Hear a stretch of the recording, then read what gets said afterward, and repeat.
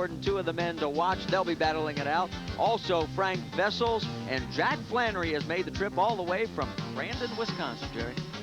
We need to mention that Jack Flannery is in a four-wheel drive truck. The other three you mentioned are in two-wheel drives.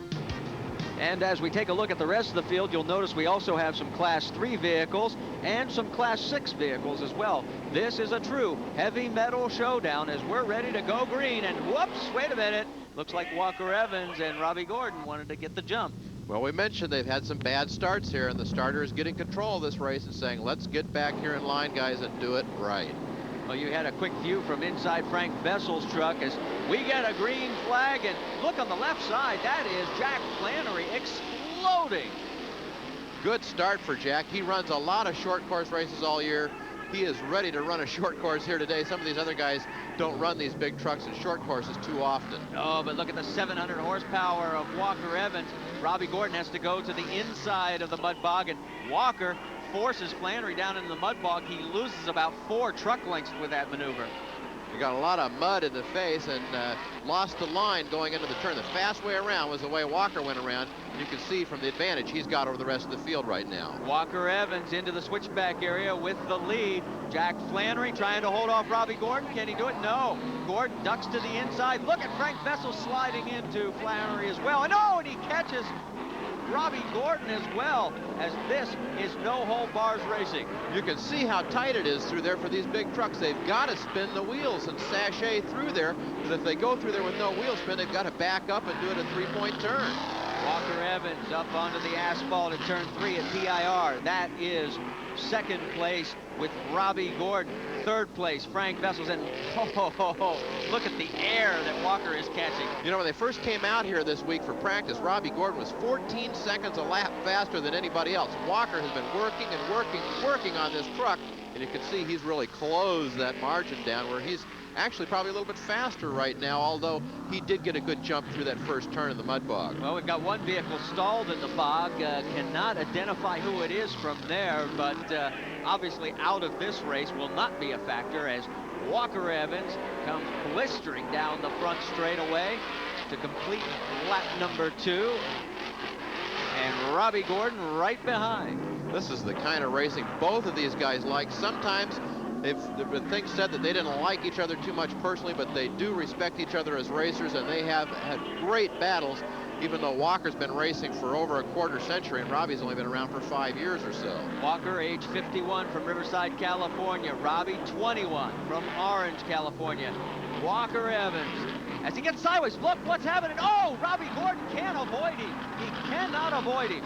It looked to me like Walker Evans lost his steering right there. He was just dead in the water. Let's see if we can take a look at that front suspension area. He is pulling the truck off of the course, and let's get another look at it, Jerry, and you may be right. Look at it. He can't steer the wheels. There's no movement in those front wheels, and he just carries it on around. The wheels are still locked, and you can see Walker's hand on the wheel just has it in a locked position. Yeah, look, Walker's got the wheel hard left, and the wheels are turning to are hard right, so you can tell that, yes, it definitely is the steering.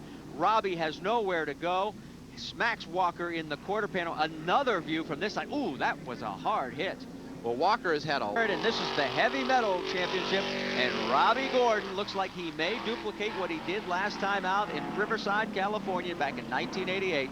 The last time this event was run, Jerry, sweep the double. Well, there is only one man out here left running that still has a chance to deny him, and that's that man there, Scoop Vessels, in second place. And boy, look at him have to plow through that mud. Yeah, but Scoop has had trouble getting the power down to the dirt and the asphalt. You can see that Robby's already got a full straightaway lead on Frank Vessels. That's lap traffic right behind Robby Gordon. Not a factor in this race as he has easily gotten around him and heading back up into the switchback area once again. Robby Gordon, he may be way out in front of this race, but he never lets off that throttle. And here is third place Jack Flannery, but it looks like he's got trouble, Jerry. Yeah, he has got that right rear tire blown out there, and that's going to cost him a position probably if he has to stop to get a change. There is our leader, Robby Gordon, catching about 12 feet of air Look at this. I mean, he is not slowing down. Well, it's kind of crazy, too, because he got a huge lead, and we were told before the start of the race that he had overheating problems. The temperatures are very critical in these big trucks. It's very hot out here today. You'd think he'd want to save the truck. Well, there is Frank Scoop Vessels. You can see the amount of rebound that he is getting, as there is a shot of that right rear tire going flat on Jack Flannery's truck. And such a shame, because he was really running well in the early going of this race. Well, he should stop to change that, but it's so close to the finish now, he doesn't want to take a chance and lose extra positions. This is Frank Vessels coming up on Matt Rankus. That's lap traffic, and the second place truck squeezes through and continues on. But we're talking about that rebound. You can see the difference. Watch the way Robby's truck just lands and sticks. Hold off John Randall, and the word is Randall may also have a flat tire. That's the battle for third place. A couple of cripples battling it out there, and here comes Robby Gordon up on him like a rocket. Yeah, Robby's about to put both of them a lap down. Now that's Roger Rolfe in the Sage Council truck going one lap down. Dale Jordan going a lap down. And here comes Robby approaching the third place battle. They swing through the switchback area. There is Flannery. He has been passed by Randall.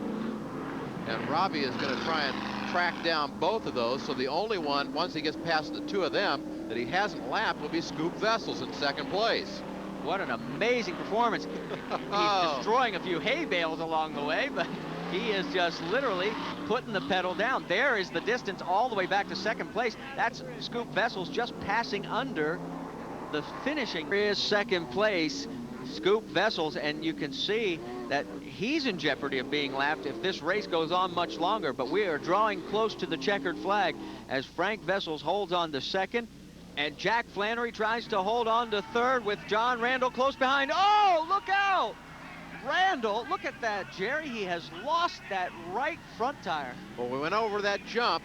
That front wheel that was flat dug into the ground and pulled him right up and over. So he was still trying to hang on to a position, battling with Jack Flannery. Let's get another look at it. Well, that shows you how difficult it can be trying to drive with a flat tire. That thing just digs in like he's about to crash, but never seems to do it. Robby Gordon, what a performance. And you know, as we look at him on his final lap here, you wonder how many more times are we going to see him racing in off-road circles, whether it be short course or the desert. Well, he seems to have an unlimited future in any form of racing he chooses. Well, one thing is certain, he is going to complete the double sweep again, just like he did back in 1988, the last time the off-road world championships were held. Here comes Robby Gordon, putting another lap on Dale Jordan and taking the checkered flag to win the Heavy Metal Championship here at Phoenix. Metal Challenge. We have a familiar scene here in Victory Circle with winner Robby Gordon. And here's Sal Fish, the score president. I'd like to present this trophy to Robby Gordon here, Sal. Congratulations, Robby. An incredible event. You're a true champion, and goes down in history at this event for the overall heavy metal champ. We have a very special award from you. Mr. Hayakawa from Score International Japan is presenting you with the $1,000 bonus for this event.